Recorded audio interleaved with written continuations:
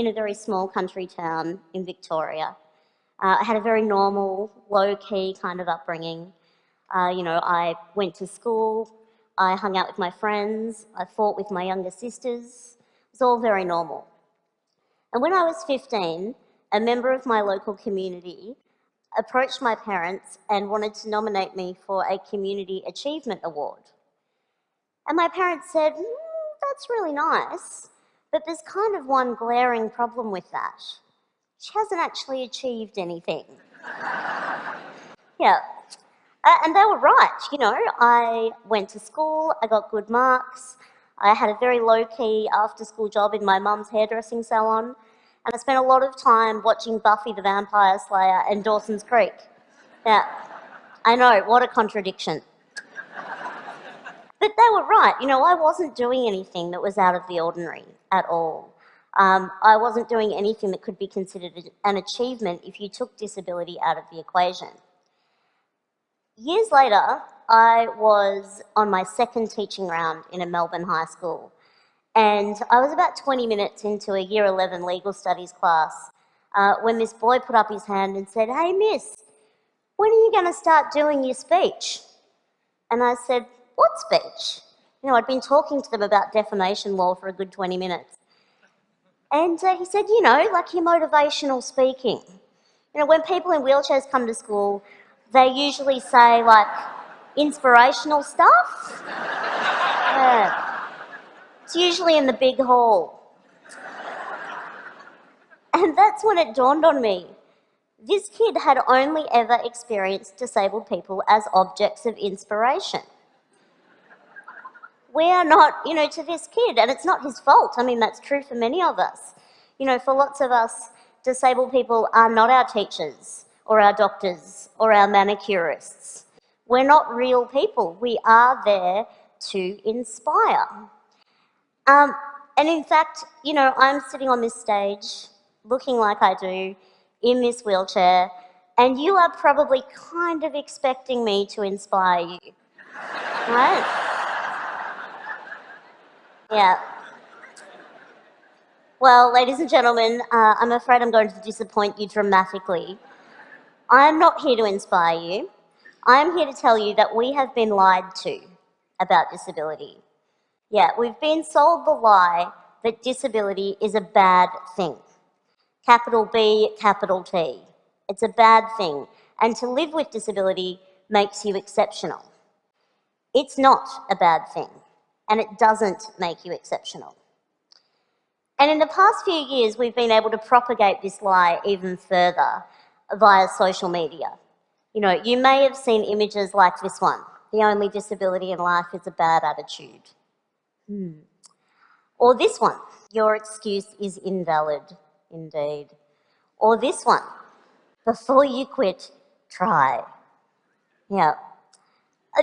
These are just a couple of examples, but there are a lot of these images out there. You might have seen the one, the little girl with no hands, drawing a picture with a pencil held in her mouth. You might have seen a child running on carbon fibre prosthetic legs. And these images, there are lots of them out there. They are what we call inspiration porn. And I use the term porn deliberately because they objectify one group of people for the benefit of another group of people. So in this case, we're objectifying disabled people for the benefit of non-disabled people. The purpose of these images is to inspire you, to motivate you, so that we can look at them and think, well, however bad my life is, it could be worse. I could be that person. But what if you are that person? I've lost count of the number of times that I've been approached by strangers wanting to tell me that they think I'm brave or inspirational. And this was long before my work had any kind of public profile. They were just kind of congratulating me for managing to get up in the morning and remember my own name. And it is objectifying. These images objectify disabled people for the benefit of non-disabled people. They are there so that you can look at them and think that things aren't so bad for you, to put your worries into perspective.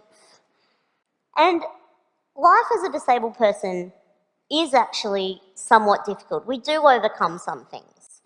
But the things that we're overcoming are not the things that you think they are. They are not things to do with our bodies.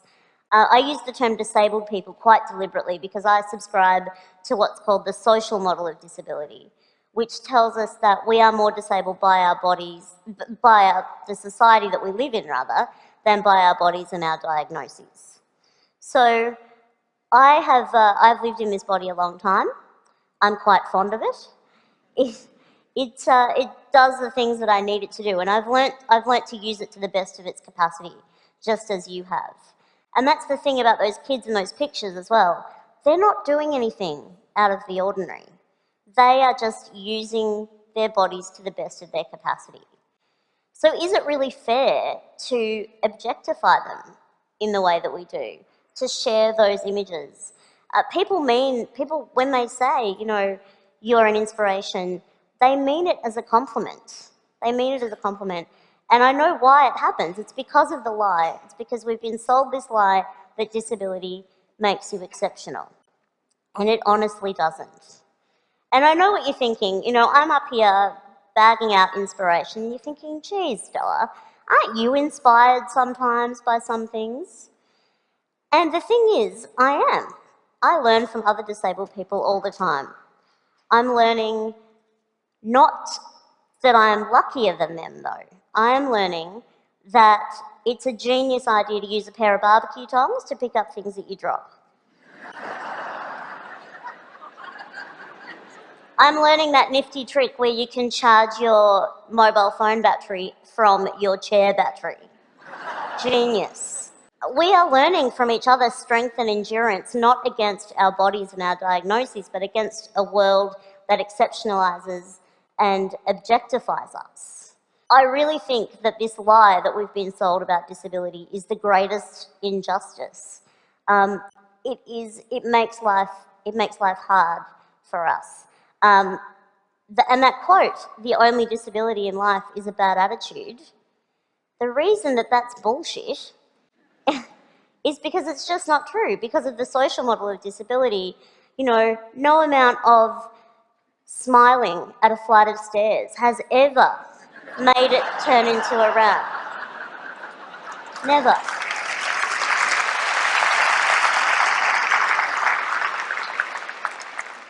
Smiling at a television screen isn't going to make closed captions appear for people who are deaf.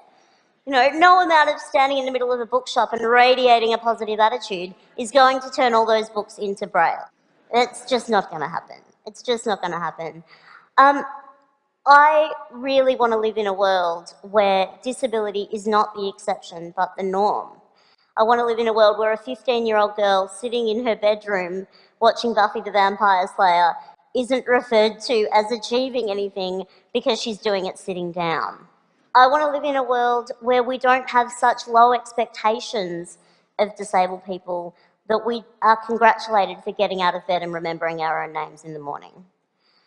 I want to live in a world where we value genuine achievement for disabled people. And I want to live in a world where a kid in year 11 in a Melbourne high school is not one bit surprised that his new teacher is a wheelchair user. Disability doesn't make you exceptional, but questioning what you think you know about it does. Thank you.